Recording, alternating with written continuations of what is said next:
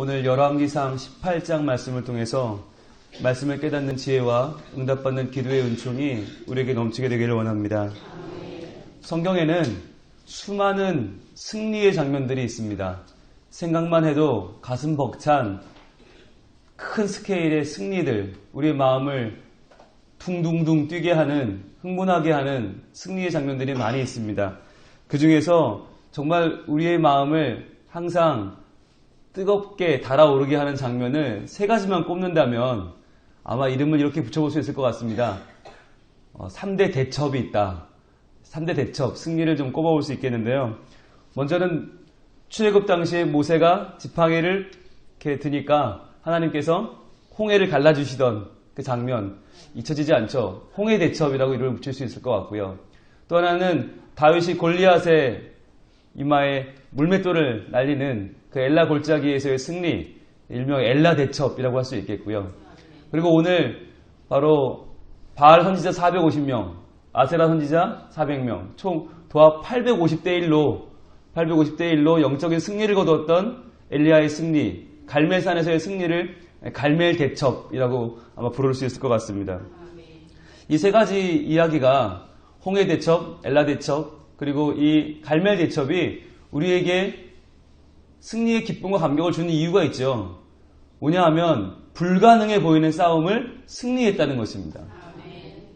대자연 앞에서 인간은 아무것도 아니다.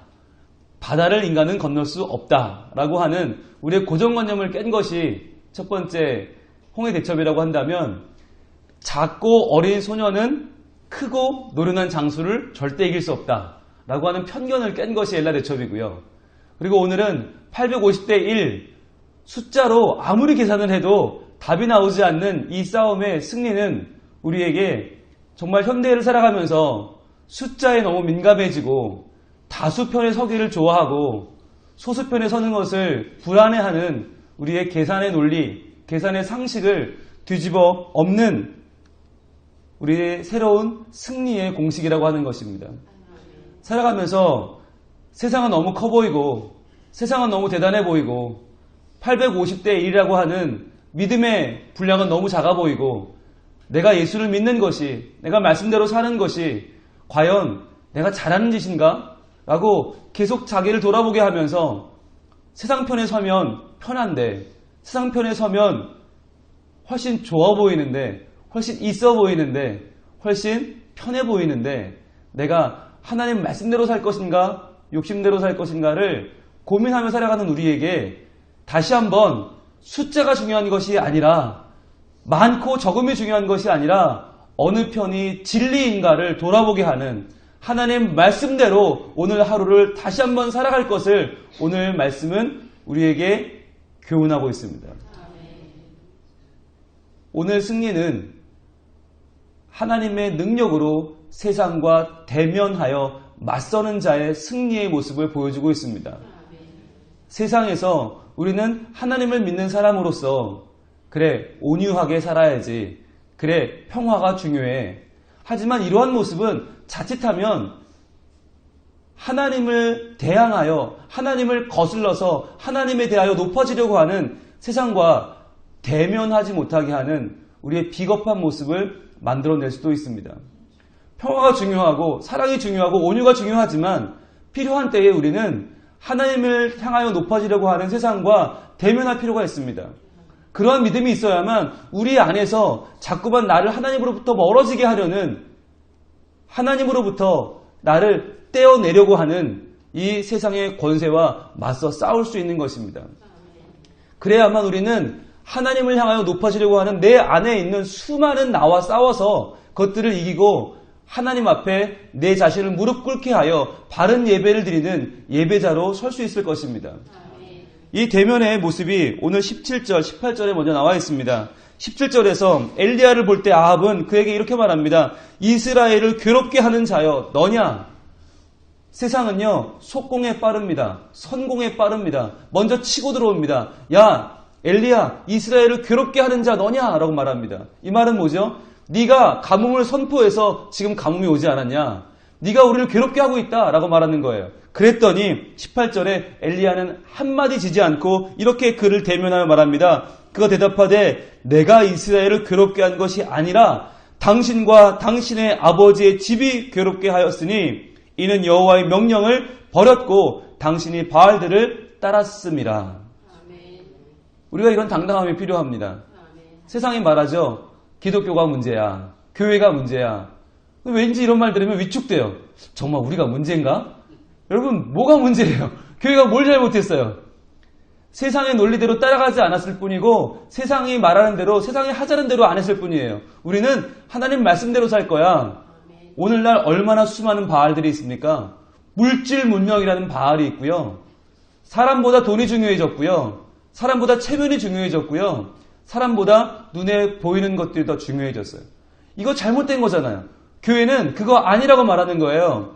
세상의 논리가 아니라 하나님 말씀이 중요하다 그랬더니 세상은 너희 왜 이렇게 편협하냐? 너희 왜 이렇게 너희밖에 모르냐? 너희는 왜 우리를 이해하려고 들지 않느냐? 교회는 지네끼리만 살려고 해 라고 말하는 거예요. 여러분, 진리는 타협할 수 없는 것입니다. 아무리 850명 아니라 8,500명, 85,000명에 밀려와도 단 한 명의 진리는 결코 질 수 없는 것입니다. 이렇게 말합니다. 19절입니다. 그런즉 사람을 보내 온 이스라엘과 이세벨의 상에서 먹는 바알 선지자 450명과 아세라 선지자 400명을 갈멜산으로 모아 내게로 나아오게 하소서. 바알과 아세라 어떤 사이죠? 바알은 그 당시 가장 가나안에서 유명한 풍요의 상징을 나타내는 우상이고요. 아세라는 바알의 엄마입니다. 그러니까 바알을 낳아준 엄마니까 바알보다 조금 더 근본적인 우상입니다. 이 제일 너희가 좋아하는 바알, 그래 선지자 다 불러와라. 그 엄마 따르는 선지자 다 불러와라. 850명 불러와라. 내가 혼자 맞서겠다.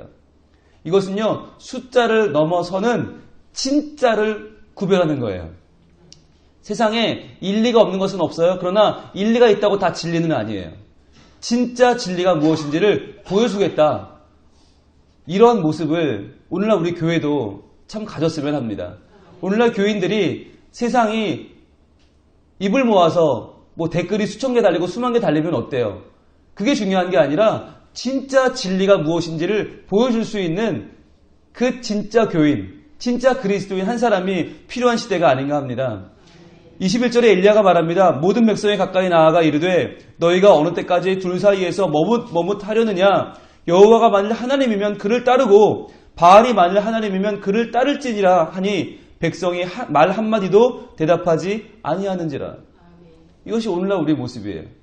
이스라엘 백성들이 하나님을 몰라요? 왜 몰라요? 천지를 창조하신 분이 하나님이고 홍해를 갈라 출애굽하게 하신 분이 하나님이고 이 가나안 땅을 허락하신 분도 하나님이고 다윗과 솔로몬의 그 아름다운 왕국을 만든 분도 하나님이신데 지금 그 하나님을 선택하지 못하고 하나님과 바알 사이에서 머뭇하고 있어요. 왜요? 바알이 더 많아 보이니까요.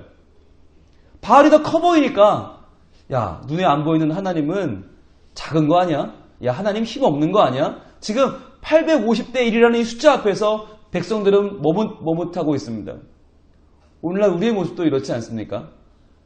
과연 세상과 손을 잡아야 지혜로운 거 아닐까? 야, 내가 일단 그래도 먹고는 살아야 되지 않을까? 야, 일단 내가 이 물질 문제가 먼저 해결되어야 예수도 믿는 거 아닐까? 라고 하는 마음이 자꾸 들어요. 그러나 여러분, 이 새벽에 물건 하나 더 팔지 않으시고 하나님 앞에 나오신 이유는 무엇입니까?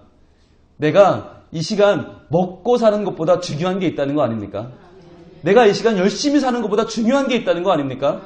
내가 내 손 믿고 내 실력 믿고 내 지혜 믿고 뛰는 것보다 더 내 삶에 큰 영향력을 미치는 하나님의 말씀이 있다는 것을 인정하는 거 아닙니까?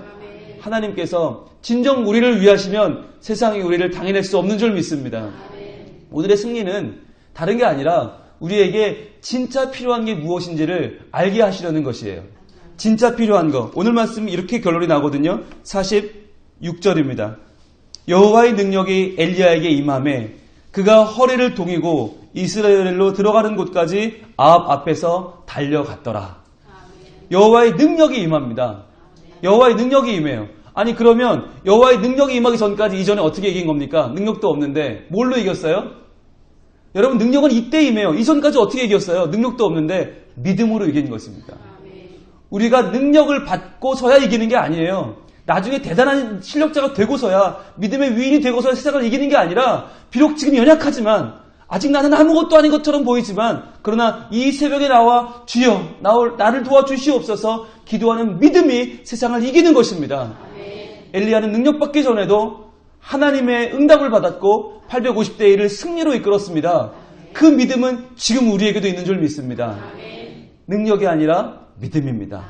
연약하지만, 아직 부족하지만 믿음으로 하나님, 내가 오늘도 내 안에 있는 모든 악과 싸워, 내 안에 있는 모든 세상과 싸워 이겨내게 하시고 하나님 앞에서 올바른 예배 드리게 하여 주시옵소서.